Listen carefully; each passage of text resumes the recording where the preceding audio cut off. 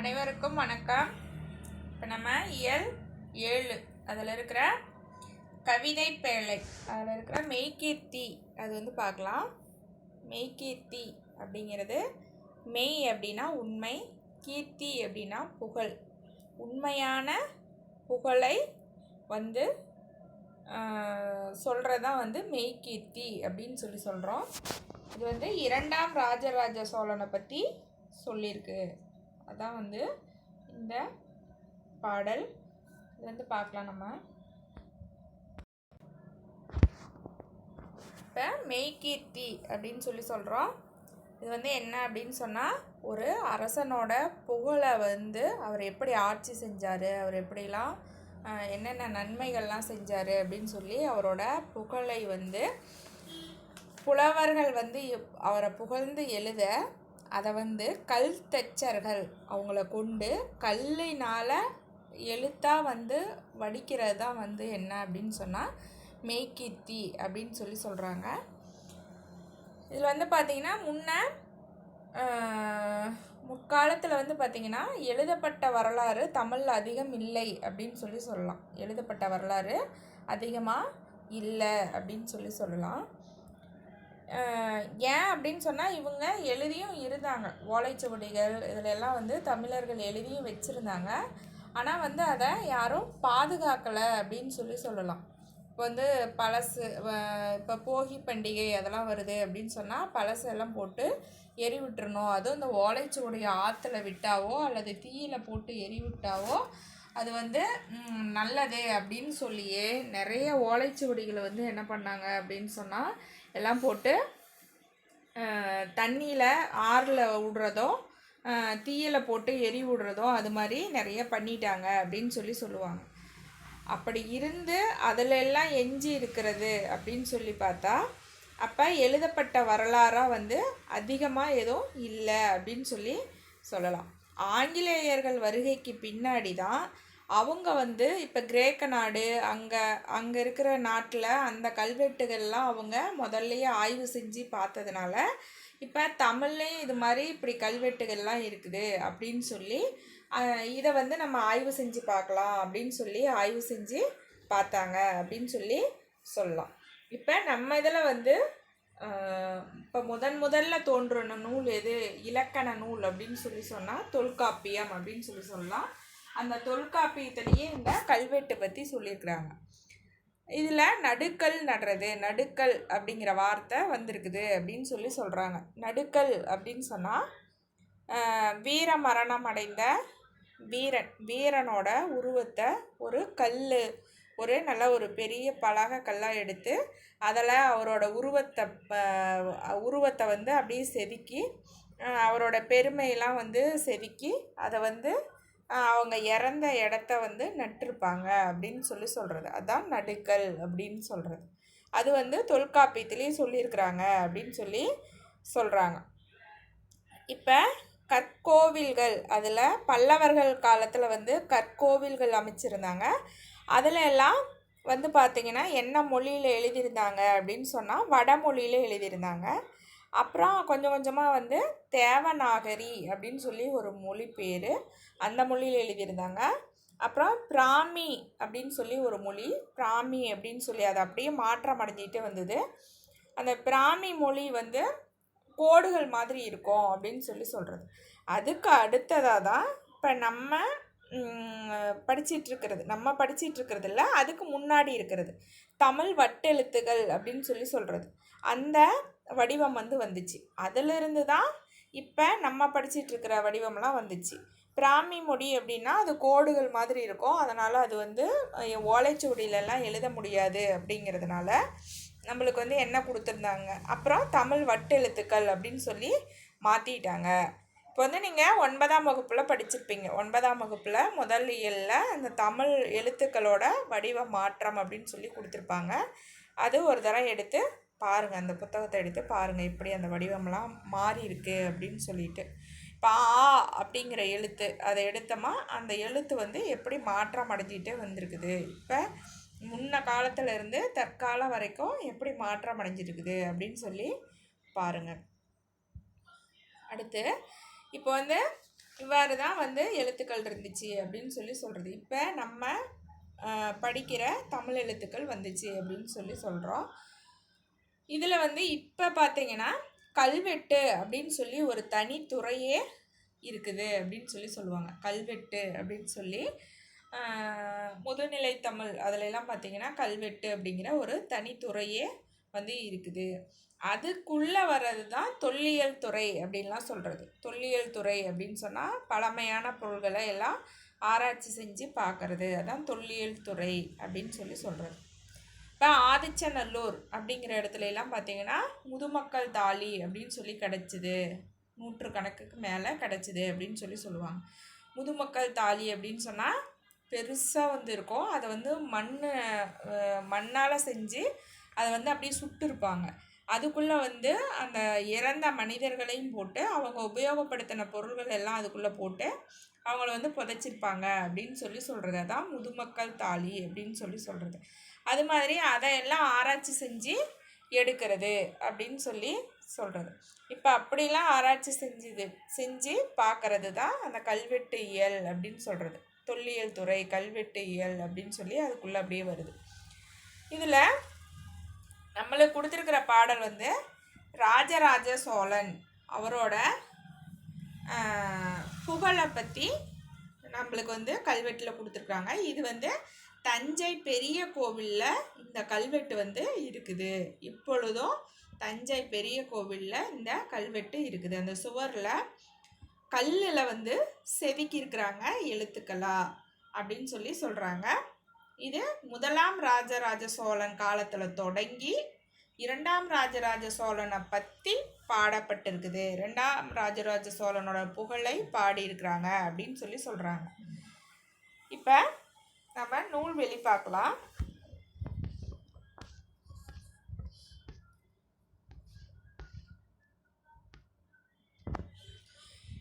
கோப்பரகேசரி திருபுவன சக்கரவர்த்தி என்று பட்டங்கள் கொண்ட இரண்டாம் ராசராச சோழனது மெய்கீர்த்தியின் ஒரு பகுதி பாடமாக உள்ளது. நம்மளுக்கு கொடுத்துருக்கிறது இரண்டாம் ராசராச சோழனது மெய்கீர்த்தி அப்படின்னு சொல்கிறோம். மெய்னா உண்மை, கீர்த்தினா புகழ், உண்மையான புகழை சொல்கிறத நம்மளுக்கு பாடமாக கொடுத்துருக்குறாங்க. அவருக்கு என்னென்ன பட்டங்கள் இருக்குது அப்படின்னு சொன்னால் கோப்பரகேசரி அப்படிங்கிற பட்டமும் திருபுவன சக்கரவர்த்தி அப்படிங்கிற பட்டமும் கொடுத்துருக்குறாங்க. இது ஒரு மதிப்பெண்களில் வரும், நல்லா தெளிவாக படிச்சுக்கோங்க. இம்மெய்கீர்த்தி பகுதியின் இலக்கிய நயம் நாட்டின் வளத்தையும் ஆட்சி சிறப்பையும் ஒரு சேர உணர்த்துவதாக உள்ளது. இப்போ நம்மளுக்கு பாடப்பகுதியாக கொடுத்துருக்குற இந்த பாடப்பகுதி அதில் இருக்கிற இலக்கிய நயம் வந்து நாட்டோட வளத்தையும் சொல்கிறாங்க, ஆட்சியோட சிறப்பையும் ஒரு சேர உணர்த்துவதாக இது வந்து இருக்குது அப்படின்னு சொல்லி சொல்கிறாங்க. இவருடைய மெய்கீர்த்திகள் இரண்டாம் ராசராச சோழனுடைய மெய்கீர்த்திகள் வந்து 2 இருக்குது. அதில் ஒன்று 91 வரிகளை கொண்டது. அதில் ஒன்று 91 வரிகளை கொண்டது. அதில் அந்த 91 வரியில் 16 வரியிலிருந்து 33வது வரி வரைக்கும் வரிகள் பாடப்பகுதியாக தரப்பட்டுள்ளன.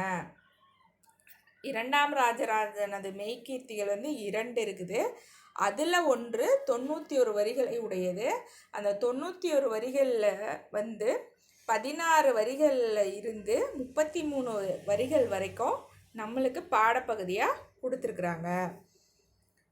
இப்பாடப்பகுதிக்கான மூலம் தமிழ் இணைய கல்விக் கழகத்திலிருந்து பெறப்பட்டது. இந்த பாடப்பகுதிக்கு மூல உரை அப்படின்னு சொல்லி ஒன்று இருக்கும், மூலம் அப்படின்னு சொல்லி இருக்கும்.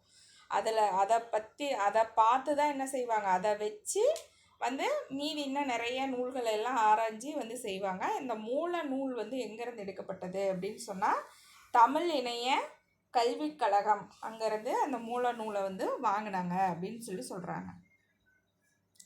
முதலாம் ராசராச சோழன் காலந்தொட்டு மெய்கீர்த்திகள் கல்லில் வடிக்கப்பட்டுள்ளன. முதலாம் ராசராச சோழன் காலந்தொட்டே மெய்கீர்த்திகள் வந்து கல்லில் வடிக்கப்படுகின்றன அப்படின்னு சொல்லி சொல்கிறாங்க. மெய்கீர்த்திகளே கல்வெட்டின் முதல் பகுதியில் மன்னரை பற்றி புகழ்ந்து இலக்கிய நயம்பட எழுதிடும் வரிகள். மெய்கீர்த்தி அப்படின்னு சொன்னால் என்ன அப்படின்னா, கல்வெட்டின் முதல் பகுதியில் மன்னரை பற்றி புகழ்ந்து இலக்கிய நயம்பட எழுதப்படும் வரிகள் அப்படின்னு சொல்கிறாங்க. மன்னரை பற்றி புகழ்ந்து இலக்கிய நயம்பட எழுதப்படும் வரிகள். இவை புலவர்களால் எழுதப்பட்டு கல் தச்சர்களால் கல்லில் பொறிக்கப்பட்டவை. புலவர்களால் முதல்ல எழுதிட்டு அப்புறம் அதை கல் தச்சர்களை கொண்டு அது கல்லில் அப்படியே செதுக்குறாங்க அப்படின்னு சொல்கிறாங்க. கல்லில் அப்படியே பொறிக்கப்பட்டவை அப்படின்னு சொல்கிறாங்க. இதுதான் மெய்கீர்த்தி அப்படின்னு சொல்கிறோம். இது நல்லா தெரிஞ்சுக்கோங்க. மெய்கீர்த்திகள் அப்படின்னு சொன்னால் கல்வெட்டின் முதல் பகுதியில் மன்னரை பற்றி புகழ்ந்து இலக்கிய நயம்பட எழுதப்படும் வரிகள். இவை புலவர்களால் எழுதப்பட்டு கல் தச்சர்களால் கல்லில் பொறிக்கப்பட்டவை அப்படின்னு சொல்கிறாங்க. புலவர்கள் அப்படின்னு சொன்னால் உங்களுக்கு தெரியும், கவிஞர்கள், கவிதை எழுதுகிறவங்க அப்படின்னு சொல்லி, செய்யுள் ஏற்றவங்க, பா ஏற்றவர்கள் அப்படின்னு சொல்லி. அப்போ அவங்களால இலக்கிய நயம்பட முதல்ல எழுதிட்டு அதை கல் தச்சர்கள் அப்படின்னு சொன்னால் கல்லில் உளி வச்சு அது செதுக்குவாங்க. அப்படி செதுக்க தெரிஞ்சவங்க பேர் தான் என்ன அப்படின்னா கல் தச்சர்கள் அப்படின்னு சொல்லுவாங்க. இப்போ மர வேலை செய்கிறவங்கள மரத்தச்சர்கள்னு சொல்லுவாங்க. கல்லில் செதுக்கி வேலை செய்கிறவங்கள என்னன்னு சொல்லுவாங்கன்னா கல் தச்சர்கள் அப்படின்னு சொல்லுவாங்க. அப்போ அந்த கல் தச்சர்களால் அந்த கல்லில் பொறிக்கப்படுபவை தான் இது மெய்கீர்த்தி அப்படின்னு சொல்கிறாங்க. இப்போ இரண்டாம் ராஜராஜ சோழனது பட்டங்கள் என்னென்ன அப்படின்னு சொன்னால் கோப்பரகேசரி, திருபுவன சக்கரவர்த்தி அப்படின்னு சொல்லுவாங்க. இப்போ மெய்கீர்த்தி எதை விளக்குது அப்படின்னு கேட்டால் ஒரு நாட்டோட வளத்தையும் ஆட்சி சிறப்பையும் ஒரு சேர உணர்த்துவதாக இருக்குது அப்படின்னு சொல்கிறாங்க. இரண்டாம் ராஜராஜ சோழனது மெய்கீர்த்திகள் எத்தனை அப்படின்னு கேட்டால் 2. அதில் ஒன்று 91 வரிகளை உடையது. அதில் 16லிருந்து 33வது வரி வரைக்கும் நம்மளுக்கு பாடப்பகுதியாக கொடுத்துருக்குறாங்க. இந்த மூலம் இப்பகுதிக்கான மூல உரை எங்கிருந்து எடுக்கப்பட்டது அப்படின்னு சொன்னால் தமிழ் இணைய கல்விக் கழகம் அங்கிருந்து பெறப்பட்டது.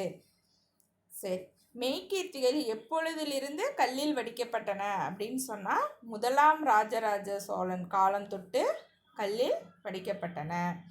சரி, மெய்கீர்த்திகள் என்றால் என்ன அப்படின்னா, மெய்கீர்த்திகள்ங்கிறது கல்வெட்டின் முதல் பகுதியில் மன்னரை பற்றி புகழ்ந்து இலக்கிய நயம்பட எழுதப்படும் வரிகள். இவை புலவர்களால் எழுதப்பட்டு கல் தச்சர்களால் கல்லில் பொறிக்கப்பட்டவை அப்படின்னு தெளிவாக அதுக்கு எழுதணும். மெய்கீர்த்தி என்றால் என்ன அப்படிங்கிறதுக்கு. அடுத்து நுழையும் முன் அது பார்க்கலாம், கவனிங்க. அரசர்கள் தங்கள் வரலாறும் பெருமையும் காலம் கடந்தும் நிலைக்க விரும்பினார்கள். இப்போ அரசர்கள் தங்களோட வரலாறு, இப்போ எங்கள் அப்பா இப்படி இருந்தார், அவங்களுக்கு அப்புறம் நான் இப்படி இருந்தேன் அப்படின்னு அந்த வரலாறும் பெருமையும், பெருமை எப்படிலாம் இருந்துச்சு அப்படின்னு அந்த பெருமையையும் காலம் கடந்தும் நிலைக்கணும் அப்படின்னு விரும்பினார்கள் அப்படின்னு சொல்கிறாங்க. வரலாறும் பெருமையும். இப்போ கரிகால் சோழன் அவங்க கல்லணையை கட்டினாங்க அப்படின்னு சொன்னால் அவரோட பெருமை நம்ம இப்போ நீரை தேக்கி வச்சு நம்ம கல்லணையை கட்டியிருக்கிறோம். இப்போ என்னோட பெருமை அடுத்த வரும் சந்ததியினர் எல்லாருக்கும் தெரியணும் அப்படின்னு விருப்பப்படுறது. அது மாதிரி அரசர்கள் தங்களோட வரலாறும் பெருமையும் காலம் கடந்தும் நிற்கணும் அப்படின்னு விரும்பினார்கள். அழியாத வகையில் அதனை கல்லில் செதுக்கினார்கள். அழியாத வகையில் அது கல்லில் செதுக்கினார்கள் அப்படின்னு சொல்கிறது. இப்போ நம்ம பார்த்தோம் நடுக்கல் நடுறது அப்படின்னு சொல்லிட்டு, அது பார்த்திங்கன்னா ஒரு இறந்த ஒரு வீரனுக்கு ஒரு கல் நடுவாங்க, நடுக்கல் அப்படின்னு அப்படி சாதாரணமாக ஒரு கல் நடுறத அப்போ அது அழியாமல் இருக்கணும் அப்படின்னு இப்போ நீரின் மேல் எழுத்து போல அப்படின்னு சொல்லுவாங்க. நீரில் எழுதும் போதே அது அழிஞ்சிரும் அப்படின்னு சொல்லிட்டு. அப்போ எதில் எழுதியிருந்தாலும் அது அழிஞ்சிரும் அப்படின்னு சொல்கிறது. கல்லில் எழுதியிருந்தால் மட்டும் அழியாது, கல் மேலே எழுத்து போல் நிலைச்சு நிற்கணும் அப்படின்னு சொல்லுவாங்க. அப்போ அதனால் அழியாத எப்படி இருக்கும் அப்படின்னு சொன்னால் யோசித்து பார்த்துட்டு அவங்க என்ன பண்ணாங்க, கல்லுலையே அப்படியே அவங்களோட புகழை செதுக்கினார்கள்.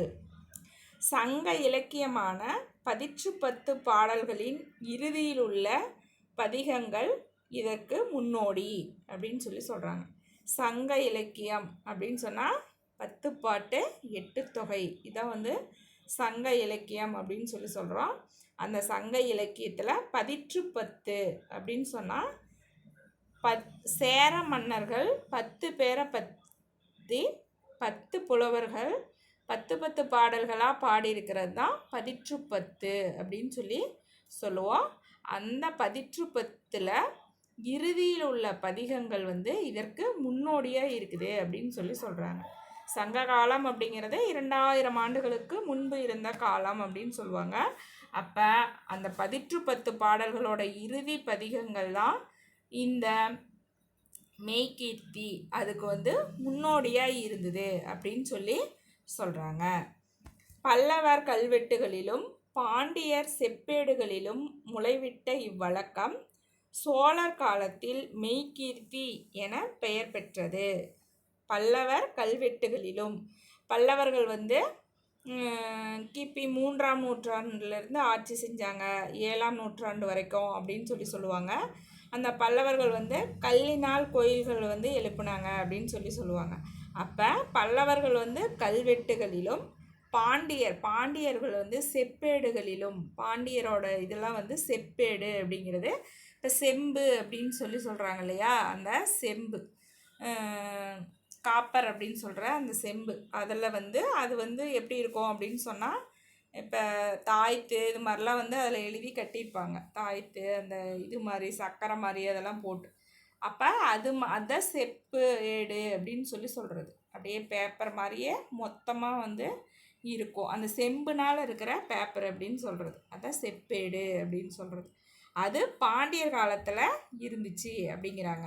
பல்லவர் காலத்தில் கல்வெட்டும் பாண்டியர் காலத்தில் செப்பேடுகளிலும் முளைவிட்ட இவ்வழக்கம் சோழர் காலத்தில் மெய்கீர்த்தி அப்படின்னு புகழ் பெற்றது அப்படின்னு சொல்கிறாங்க.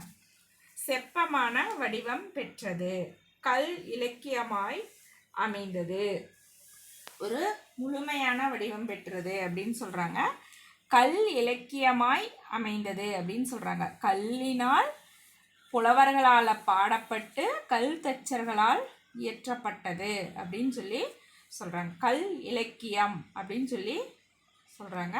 அதை பற்றி தான் நம்ம இப்போ பார்க்க போகிறோம். இப்போ இந்த பாடல் இது வரைக்கும் நம்ம ஒரு வீடியோ வரும். அதுக்கு அடுத்தது பதிவு 2, அதில் இந்த பாடலோட விளக்கம், இந்த பாடலை நம்ம பார்க்கலாம்.